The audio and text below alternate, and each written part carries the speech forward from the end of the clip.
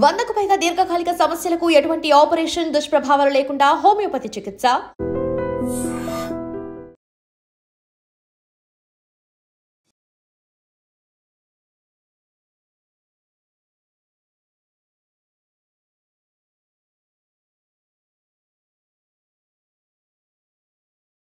నమస్కారం, welcome to I dream. నేను మీ సంగీత.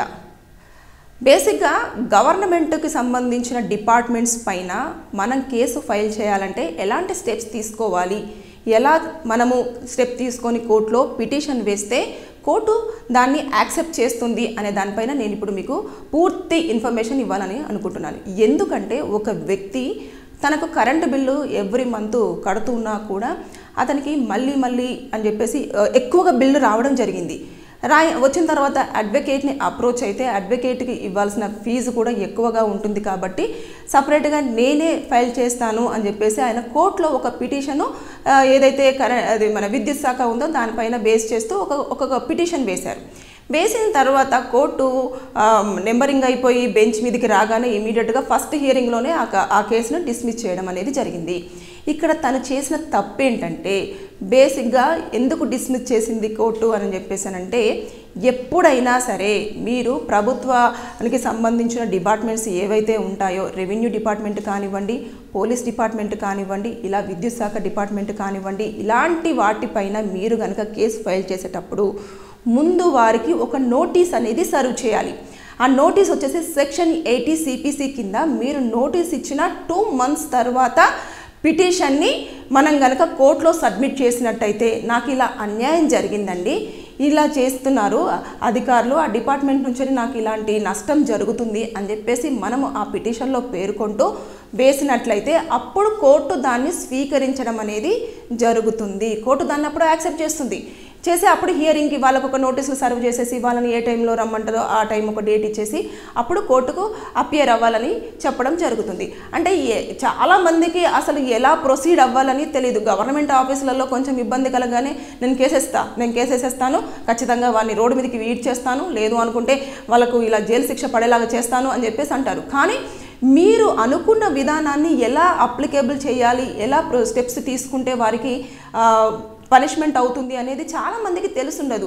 కాబట్టి ఎప్పుడైనా మీరు ఏ డిపార్ట్మెంట్ నుంచిలైనా ఏ గవర్నమెంట్కి సంబంధించిన దేని ప్రకారంగా కానీ ఫస్ట్ నోటీస్ ఇచ్చిన తర్వాతనే ఆ నోటీస్కి వాళ్ళు రెస్పాండ్ అవ్వలేదు, 2 months వరకు మేము వెయిట్ చేశాము, అప్పటికి కూడా వాళ్ళు మాకు ఎలాంటి సహాయం అందించలేదు, మాకు అక్కడి నుంచి హెల్ప్ రాలేదు, మాకు ఎలాంటి ప్రాబ్లం అనేది సాల్వ్ అవ్వలేదు అంటూ మనము ఆ డ్రాఫ్ట్లో మొత్తం క్లియర్గా నీట్గా ఒక డ్రాఫ్ట్ని ప్రిపేర్ చేసేసి కోర్టులో సబ్మిట్ చేసి మనం ఏదైతే ఒక వేసినాం కదా, ఒక నోటీస్ ఇచ్చాం కదా, ఆ నోటీస్ కాపీని కూడా దీనికి అటాచ్ చేస్తూ కోర్టులో కనుక వేసినట్లయితే అప్పుడు కోర్టు ఇదంతా పరిశీలించి కరెక్ట్ నిజమే కదా, మరి 2 నెలల్లో ఎందుకు మరి ఇతని ప్రాబ్లం సాల్వ్ అవ్వలేకపోయింది, ఎందుకు రెస్పాండ్ అవ్వలేదు, ఎందుకు ఇలా చేశారని చెప్పేసి అప్పుడు ఆ కేసుని టేక్ ఓవర్ చేసేసుకొని అప్పుడు హియరింగ్స్ అనేవి కంటిన్యూ అవుతుంటాయి. ఎవరి వాదనలు మొత్తం బోత్ సైడ్ పార్టీస్కి సంబంధించిన వాదనలు అనేవి వినడం జరుగుతుంది.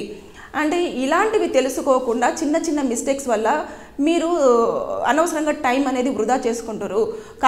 ఒక లీగల్ అడ్వైజ్ను అప్రోచ్ అవుతే అనుకుంటారు కావచ్చు మీరు బిజినెస్ కోసమో లేకపోతే ఇంకో దానికోసం. అంటే అడ్వకేట్స్ బిజినెస్ కోసమే కాదు, కొన్ని ఫ్రీ లీగల్ హెడ్ వాటివి కూడా ఉంటాయి. మనం వెళ్ళేసి ఫ్రీగా అక్కడ ఒక అడ్వైజ్ తీసేసుకొని మనం ఎలా ప్రొసీడ్ అవ్వాలి, ఎలా ప్రొసీడ్ అవుతే మనకు న్యాయం జరుగుతుంది అనేది ప్రతి ఒక్క డిస్ట్రిక్ట్ కోర్టులో ఉంటుంది. అక్కడికి వెళ్ళేసి మీరు న్యాయ సలహా తీసుకోవచ్చు.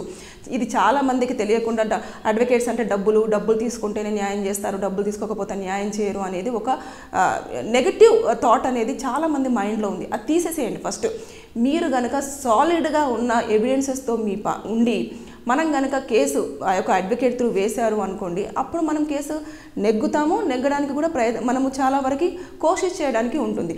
కానీ ఇక్కడ ఏమవుతుంది అని అంటే సరిగ్గా తెలియదు, ఇమీడియట్గా ఎవరో ఏదో చెప్తూ ఉంటారు, చెప్పగానే ఇంకా వెళ్ళేసి పిటిషన్ వేసేసి అనవసరంగా కోర్టుల చుట్టూ తిరగడము ఇలాంటివన్నీ చేస్తుంది. సో మీరు ఎప్పుడైనా ఏదైనా పని చేసేటప్పుడు గవర్నమెంట్ రిలవెంట్గా ఉన్న దానిపైన మీరు కేసులు వేసేటప్పుడు ఒకసారి పూర్తి స్థాయిలో ఇన్ఫర్మేషన్ ఫుల్గా తెలుసుకొని, లేదు అనుకుంటే చాలామందికి ఎవరో ఒక అడ్వకేట్స్ తెలిసే ఉంటారు, నార్మల్గా అడగండి, సార్ నేను ఇలా చేయాలా, ఇలా చేస్తే బాగుంటుందా, లేదంటే మేడం ఇలా చేస్తే బాగుంటుందని చెప్పేసి మీరు ఒక అడ్వైస్ తీసుకోండి.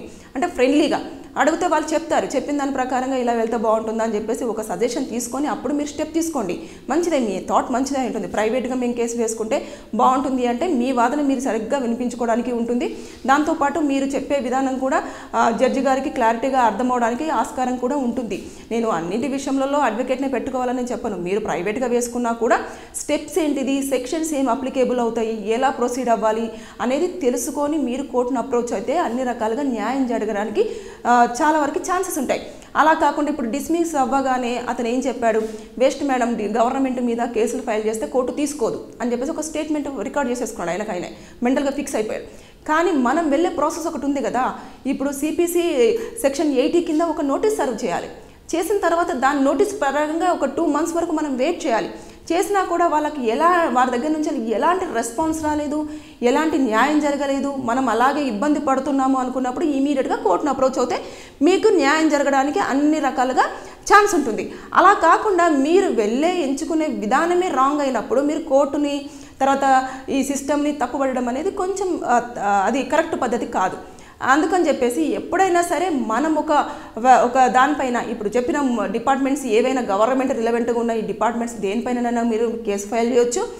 ఏ ప్రభుత్వ ఉద్యోగ పైన కూడా మీరు కేసులు ఫైల్ చేయడానికి ఉంటుంది. కానీ గవర్నమెంట్ వాళ్ళు కదా, గవర్నమెంట్కి ఫేవర్గా ఉంటుంది, కోర్టు గవర్నమెంట్ ఆఫీసర్స్ని ఏం చేయదు, గవర్నమెంట్ డిపార్ట్మెంట్స్ని ఏం చేయదు అంటే కోర్టుకి అందరూ కూడా ఈక్వలే, వాళ్ళు వీళ్ళు అంటూ తేడా ఉండదు, దేంట్లోనైనా కూడా సమన్యాయంగానే న్యాయం ఇవ్వాలని చెప్పేసి అన్న ప్రయత్నంలోనే జడ్జెస్ అందరూ కూడా దానిపైన వాదనలు అనేది వినడం జరుగుతుంది.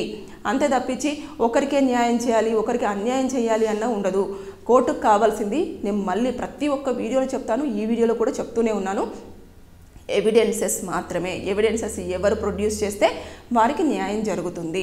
కాబట్టి మన దగ్గర మంచి ఎవిడెన్సెస్ ఉన్నాయి. ఇప్పుడు అతను ఏమని చేశాడు, కరెంటు బిల్లుకు సంబంధించినవన్నీ కట్టుతున్నా కూడా అతనికి ఇంకా కట్టాల్సింది ఉంది అని చెప్పేసి పవర్ కట్ చేసిన తర్వాత ఇమీడియట్గా అతను పిటిషన్ వేశాడు. కరెక్టే, కోర్టును అప్రోచ్ అవ్వడం అనేది చాలా వరకు కరెక్ట్. కానీ అంటే పోలీసులను అప్రోచ్ అయితే అక్కడ న్యాయం జరగదనుకున్నాడో, లేకపోతే పోలీసుల దగ్గర ఎందుకు టైం వేస్ట్, డైరెక్ట్ కోర్టుకి వెళ్తే న్యాయం జరుగుతుందని చెప్పేసి ఆయన థాట్ ఏమనుకున్నాడో నాకు తెలియదు. కానీ అతను చెప్పిన విధానం ఏంటంటే నేను వెళ్ళి పిటిషన్ వేయంగానే ఫస్ట్ హియరింగ్లోనే దాన్ని డిస్మిస్ చేశారు. కాబట్టి గవర్నమెంట్ రిలవెంట్గా ఉన్న డిపార్ట్మెంట్స్ మీద దేని మీద కూడా కేసు వేసినా కోర్టు యాక్సెప్ట్ చేయదు, ఈజీగా కొట్టేస్తుంది, గవర్నమెంట్కే ఫేవర్గా ఉంటుంది కోర్టు అని చెప్పేసి అన్నారు. ఈ స్టేట్మెంట్ అనేది తప్పు.